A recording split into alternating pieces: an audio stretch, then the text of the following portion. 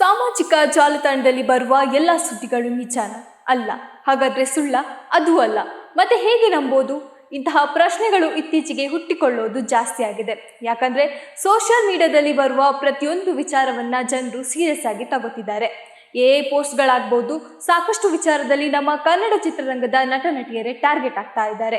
ಆದ್ರೆ ಮುಂಚೆಗಿಂತ ಇವಾಗ ಜನರು ಏನೇ ವಿಚಾರವನ್ನ ನಂಬೋದು ತೀರಾ ಕಡಿಮೆ ಆಗ್ತಾ ಇದೆ. ಆದ್ರೆ ಕೆಲವೊಂದು ಸನ್ನಿವೇಶಗಳನ್ನ ಗಮನಿಸಿದಾಗ ಯಾವುದು ನಿಜ ಯಾವುದು ಸುಳ್ಳು ಅನ್ನೋದೇ ಕನ್ಫ್ಯೂಷನ್ ಆಗುವಂತಹ ಪರಿಸ್ಥಿತಿ ಬಂದಿದೆ.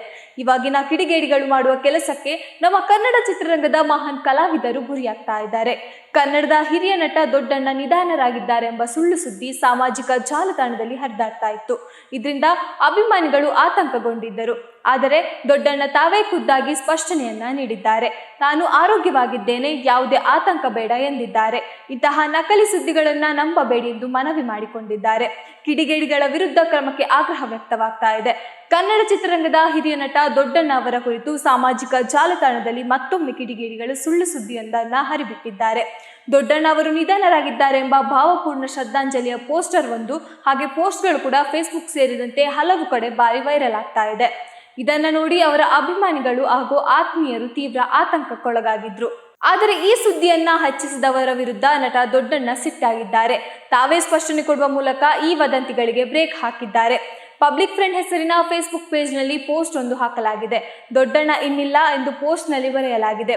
ಮರಣ ಎಂದು ಜೂನ್ 12 ಅಂದ್ರೆ ಇವತ್ತಿನ ಡೇಟನ್ನು ಹಾಕಲಾಗಿದೆ. ನಿಮ್ಮ ಅಭಿನಯ ಮತ್ತು ಸಾಧನೆ ಯಾವಾಗಲೂ ನಮ್ಮ ಜೊತೆ ಇರುತ್ತದೆ ಎಂದು ನೆನಪಿಸಿಕೊಳ್ಳಲಾಗುತ್ತದೆ ಎಂದು ದೊಡ್ಡಣ್ಣನ ಗಮನಕ್ಕೂ ಕೂಡ ಈ ಒಂದು ವಿಚಾರ ಬಂದಿದೆ. ಇದಕ್ಕೆ ಪ್ರತಿಕ್ರಿಯಿಸಿದ ದೊಡ್ಡಣ್ಣ, ನನಗೇನೂ ಆಗಿಲ್ಲ, ಆರಾಮವಾಗಿ ಟಿವಿ ನೋಡ್ತಾ ಇದ್ದೀನಿ, ಯಾರು ಆತಂಕ ಪಡಬೇಡಿ ಅಂತ ಹೇಳಿಕೊಂಡಿದ್ದಾರೆ. ಸಾಮಾಜಿಕ ಜಾಲತಾಣಗಳಲ್ಲಿ ಹರಿದಾಡುತ್ತಿರುವ ಶ್ರದ್ಧಾಂಜಲಿಯ ಪೋಸ್ಟರ್ ಸಂಪೂರ್ಣವಾಗಿ ನಕಲಿ ಮತ್ತು ಎಡಿಟೆಡ್ ಆಗಿದ್ದು, ಇಂತಹ ಸುಳ್ಳು ಸುದ್ದಿಗಳನ್ನು ಯಾರು ನಂಬಬೇಡಿ ಮತ್ತು ಶೇರ್ ಮಾಡಬೇಡಿ ಎಂದು ಅವರು ಅಭಿಮಾನಿಗಳಲ್ಲಿ ಮನವಿ ಮಾಡಿಕೊಂಡಿದ್ದಾರೆ. ಹಿರಿಯ ನಟರ ಆರೋಗ್ಯದ ಬಗ್ಗೆ ಪದೇ ಪದೇ ಇಂತಹ ವಿಕೃತಿ ಮೆರೆಯುವ ಕಿಡಿಗೇಡಿಗಳ ವಿರುದ್ಧ ನೆಟ್ಟಿಗರು ಭಾರಿ ಆಕ್ರೋಶವನ್ನ ವ್ಯಕ್ತಪಡಿಸ್ತಾ ಇದ್ದಾರೆ. ಅವರ ವಿರುದ್ಧ ಕ್ರಮ ಜರುಗಿಸಬೇಕು ಎಂಬ ಆಗ್ರಹ ಕೂಡ ಕೇಳಿ ಬರ್ತಾ ಇದೆ.